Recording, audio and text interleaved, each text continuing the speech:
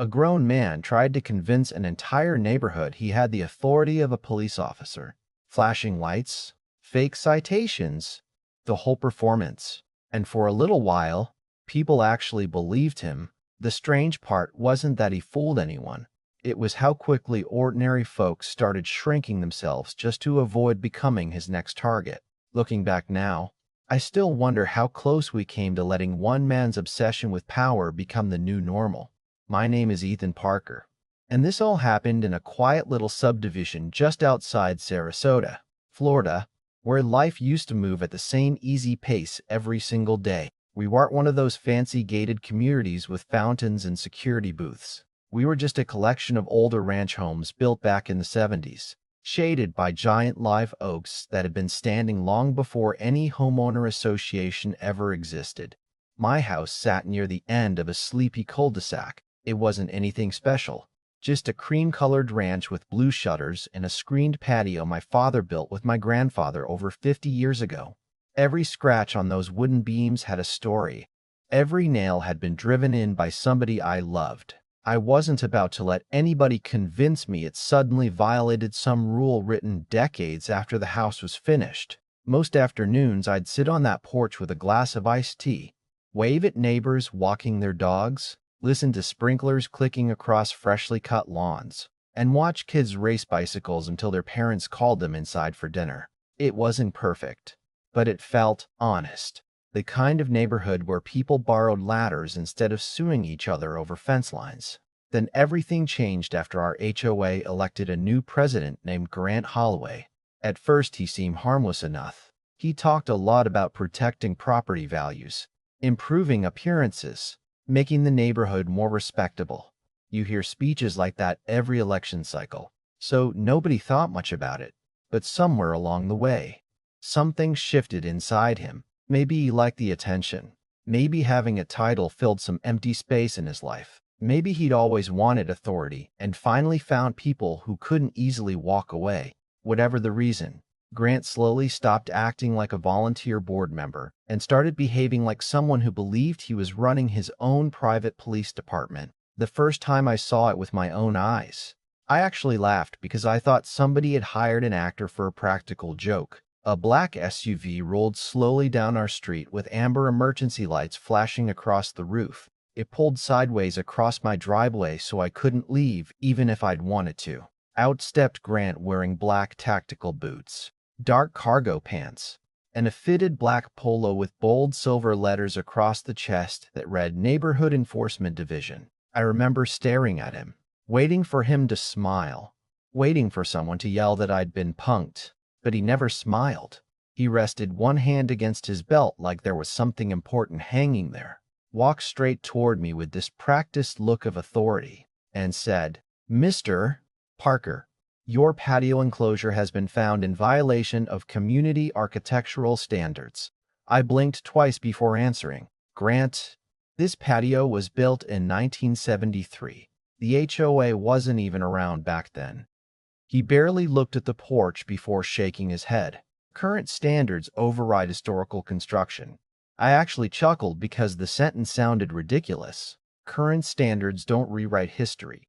That's when his expression changed. His jaw tightened, his shoulders squared, and he stepped just close enough to make the conversation uncomfortable. "Careful," he said quietly. "You don't want to challenge my authority." Those 6 words stayed with me all night. Not because they scared me, because they didn't sound like something an HOA president would ever say. They sounded like someone who genuinely believed he carried legal power. The following morning, I opened my front door and found a bright yellow notice taped neatly at eye level. At first glance, it looked exactly like an official government citation. It had legal language, numbered sections, an impressive-looking seal, even a metallic badge emblem printed across the top. Anyone seeing it from a distance would have assumed a law enforcement agency had issued it. My stomach tightened as I read through page after page of fake violations, threats of enforcement actions, mandatory compliance deadlines, and warnings about possible detention during future inspections. Detention? That single word made my skin crawl. I carried the paper inside and read every line twice before calling my neighbor Linda across the street. There was a long silence after I described it. Then she sighed. You're not the first. Within 2 days, I learned 3 other families had experienced similar encounters. An elderly widower named Frank told me Grant blocked his truck one morning and demanded identification before allowing him to leave. A young mother named Melissa admitted she'd stopped letting her teenage son park along the curb because Grant threatened to take further action if he caught the boy violating community traffic expectations again. The kid wasn't breaking any law. He was parked legally, but after enough intimidating conversations, Melissa decided avoiding conflict felt easier than standing up for herself. That's when something inside me shifted. This wasn't about my porch anymore. It wasn't even about fake paperwork. It was about watching decent people slowly surrender their confidence because one man enjoyed pretending to wear authority like it was another piece of clothing, and sitting there at my kitchen table, staring at that fake citation with its shiny little badge printed across the top. I realized I had a choice. Ignore it and hope I never became his favorite target again, or start asking questions that Grant probably hoped nobody would ever think to ask. The first thing I did wasn't call a lawyer or march into the next HOA meeting looking for a fight. I made coffee, sat down at my kitchen table, spread every piece of paper Grant had left across the surface, and started reading like my old high school history teacher used to tell us to read, slowly, paying attention to the little details nobody else notices. The more I looked at those notices, the stranger they became. The badge printed in the corner wasn't connected to any agency. The wording bounced back and forth between HOA bylaws and phrases that sounded suspiciously close to actual police language. Failure to comply may result in enforcement action. Community officer authorized to conduct compliance inspections. Obstruction of enforcement personnel.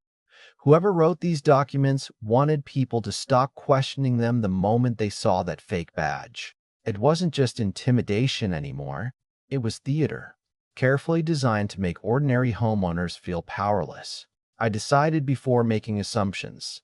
I'd find out whether any of it was legitimate, so I called the Manatee County Sheriff's Office non-emergency number.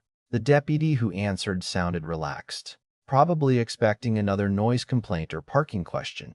I explained everything from the flashing lights to the uniform to the fake citations sitting in front of me. There was silence for about 5 seconds before he let out a quiet laugh. Not a mocking laugh. More the kind somebody makes when they hear something so unbelievable it catches them off guard. Neighborhood Enforcement Division? He repeated. Never heard of it. I asked if any HOA in the county had legal authority to dress like law enforcement or issue documents that looked official. His tone became more serious. Sir, homeowners associations have rules they can enforce through civil procedures, but they don't have police authority. If someone is representing themselves as law enforcement or creating confusion about their authority, we definitely like to know about it. That sentence was enough for me. I scanned every citation, photographed Grant's SUV with its amber lights, wrote down dates, times, and every conversation I could remember while the details were still fresh. The deputy suggested filing a formal report, so that's exactly what I did. When I hung up, I expected to feel relieved. Instead, I felt nervous, because once you involve real authorities, you can't take it back. Now there was a record, and if Grant found out someone had reported him, they had no idea how he'd react. A couple evenings later, I walked over to Frank's garage while he was changing the oil in his old pickup. Frank had lived in the neighborhood almost 30 years. He wasn't the type to exaggerate anything. When I asked about Grant, he wiped his hands with an old shop towel and stared at the driveway for a long moment before speaking. You know what bothers me most? He said. It's not the fake uniform. It's watching people apologize when they haven't done anything wrong. He told me Grant had stopped him one morning while he was backing out to drive to a doctor's appointment. Instead of simply asking him to move a trash can sitting too close to the curb, Grant stood in front of the truck and demanded identification. Frank actually reached for his wallet before catching himself. Then I thought, why am I showing my driver's license to the HOA president? He laughed bitterly. I almost forgot who he really was. That conversation stayed with me because I realized Grant wasn't enforcing rules. He was testing boundaries. Every time someone obeyed, he pushed a little further the next time. A week later, Melissa invited me over for coffee. Her teenage son, Tyler, looked embarrassed, talking about his encounter. He walked up to my car, tapping on the window like a cop, Tyler said. Then he told me to step out because I was creating a neighborhood traffic hazard. The kid shook his head. I almost did it. Then Mom came outside. Melissa admitted she'd been afraid of making things worse. I kept thinking maybe he actually has some kind of authority I don't understand. That's exactly how people like Grant win. Not because they're powerful, because everyone else starts doubting themselves. Over the following days, more stories surfaced. A retired nurse said Grant photographed her backyard through the fence. Another neighbor claimed he'd threatened to issue escalating enforcement penalties if Christmas decorations weren't removed exactly when he demanded. Every story sounded a little unbelievable on its own. Together, they painted a picture of someone who had become addicted to control. Then came the moment everything changed. It was just after sunset on a warm Thursday evening. I had stepped onto my porch with a glass of sweet tea when I saw those amber lights reflecting off the oak trees at the end of the street. Grant's SUV rolled slowly toward the Mitchell family's house. Instead of parking normally, he stopped diagonally across their driveway, making it impossible for either car inside to leave. I could hear voices carrying through the evening air. Curious. I walked a little closer, but stayed across the street behind a large maple tree. Mrs. Mitchell stood beside her mailbox looking frustrated, while Grant spoke with exaggerated confidence, one hand resting against his belt the same way I'd seen before. You're currently under compliance investigation, he announced loudly enough for nearby neighbors to hear. You'll remain here until documentation is completed. Those words made my heart skip. Under compliance investigation? Remain here? He wasn't just pretending anymore. He was giving people orders, as if he had legal authority to restrict where they could go. I quietly pulled out my phone and hit record. My hands were shaking enough that I had to steady the camera with both of them. Grant continued talking. As an authorized enforcement representative of this community, I have the right to secure this location until the inspection concludes. Mrs. Mitchell crossed her arms. Secured a location? Grant, this is my driveway. He ignored her completely and started writing on a clipboard like he was processing a crime scene. Mister? Mitchell came outside carrying a garden hose he'd been using in the backyard. Move your vehicle, he said firmly. I've got somewhere to be. Grant looked him dead in the eye. Failure to cooperate may result in additional enforcement measures. There it was again. That careful choice of words designed to sound official without actually saying he was a police officer outright. But the uniform, the flashing lights, the fake authority, taken together, the picture became impossible to ignore. While keeping the phone pointed toward the driveway, I quietly called the sheriff's non-emergency line again. This time, I didn't need to explain much. He's here right now, I whispered. Same SUV, same uniform, same behavior. I've got video. The dispatcher asked me to stay where I was and avoid confronting him. Those next 10 minutes felt like an hour. Neighbors slowly drifted outside, pretending to water plants or check mail, but everyone was really watching the same thing. Nobody spoke above a whisper. Kids stopped riding their bikes. Even the usual barking dogs seemed strangely quiet, as if the whole street sensed something important was about to happen. Grant, meanwhile, looked completely comfortable. He paced around the Mitchell driveway, making notes on his clipboard, occasionally adjusting the radio clip to his shoulder even though nobody was talking back through it. The performance would have been funny if it hadn't frightened so many people. Then, in the distance, I heard tires crunching across gravel before two marked sheriff's patrol vehicles turned onto our street. Everything froze. Grant looked up, saw the cruisers approaching, and for the first time since I'd known him, genuine uncertainty flashed across his face.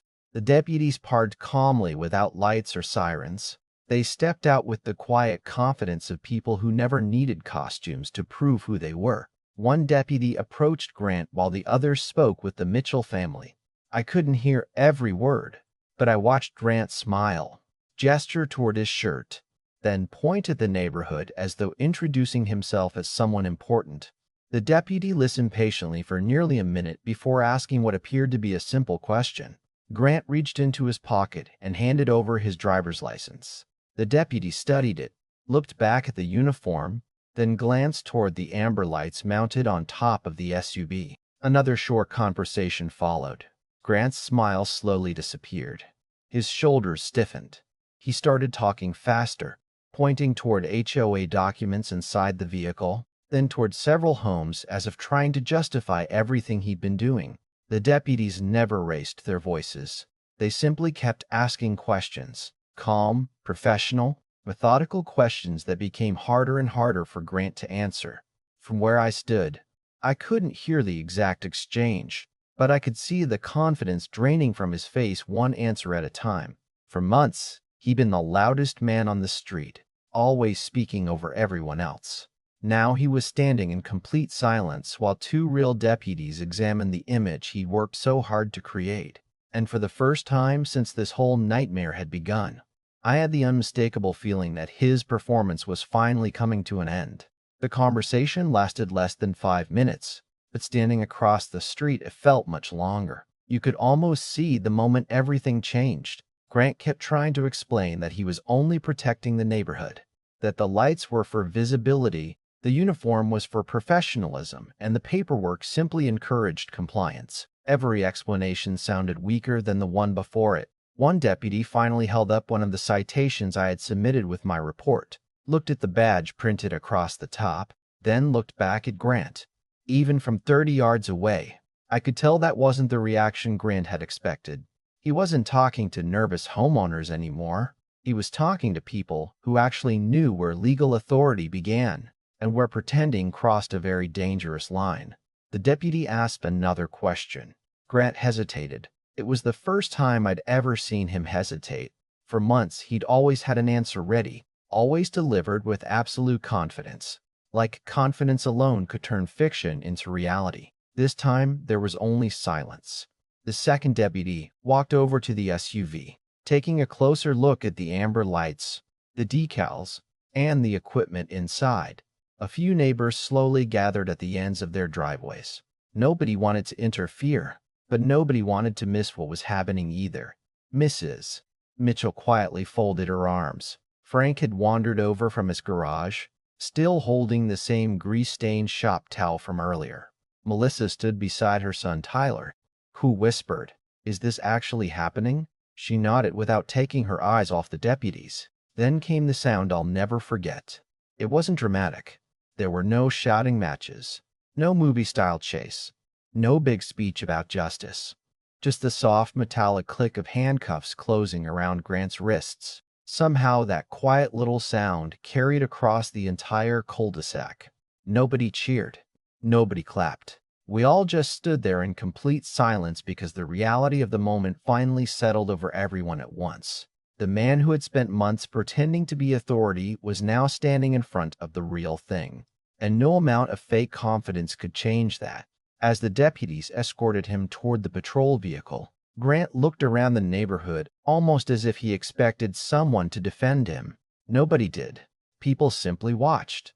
Not with hatred. Honestly, I think most of us felt something closer to disappointment. It didn't have to end this way. If he'd simply acted like an HOA president instead of trying to become something he wasn't, none of us would have been standing there watching his world fall apart. Over the following weeks, the story spread far beyond our subdivision. Local television stations picked it up after the arrest records became public. Friends from other parts of Florida started texting me asking, "Is this your neighborhood?" My brother in Georgia called laughing before saying, "I thought you were exaggerating until I saw the news." The HOA board held an emergency meeting only a few days later. For the first time in months, the room was packed. Homeowners who had skipped meetings for years suddenly filled every chair and lined the walls. The remaining board members looked exhausted, one after another. They admitted they had allowed Grant far too much freedom because they assumed he knew what he was doing. Nobody had questioned the uniforms. Nobody had questioned the citations. Nobody had questioned the flashing lights. Looking back, it was a painful lesson in how easily people mistake confidence for competence. Grant formally resigned before the board even asked. Within the same meeting, new policies were introduced banning any board member from wearing law enforcement-style uniforms, displaying emergency lighting, creating documents that resembled government citations, or implying legal authority they did not possess. Those rules probably should have existed from the beginning. But sometimes communities only write the obvious rules after someone proves why they're necessary. Life slowly found its way back to normal. Kids returned to riding bicycles until sunset. Neighbors lingered at their mailboxes talking about football instead of HOA drama. Frank started leaving his garage door open again while he worked on his old truck. Melissa finally let Tyler park along the curb without worrying someone would come knocking on his window pretending to conduct an investigation. As for me, I still spend most evenings sitting on that same screened patio my father and grandfather built all those years ago. Every beam is still there. Every nail is still exactly where they drove it. Funny enough, the porch everyone claimed violated the rules ended up outlasting the man who tried so hard to remove it. Every once in a while, someone driving through the neighborhood asks, "Is this where that fake cop HOA guy lived?" We usually smile, point them in the general direction, then go right back to whatever we were doing. Because the real victory wasn't seeing someone arrested. The real victory was watching an entire neighborhood. Remember that intimidation only works as long as people keep mistaking it for authority. Looking back now, I don't think Grant started out wanting to become the villain of the story. I think he simply discovered that people listened when he acted powerful, and somewhere along the way, he forgot the difference between earning respect and demanding obedience. Those are two very different things, and eventually reality has a way of correcting people who confuse them. But I'm curious what you think. Did Grant deserve everything that happened after months of pretending to have authority? Or should the neighbors have handled the situation differently before law enforcement became involved? Let me know your thoughts in the comments because stories like this always spark strong opinions. And if you've ever dealt with an HOA, a power-hungry neighbor, or someone who believed a title made them untouchable, I'd really like to hear your experience.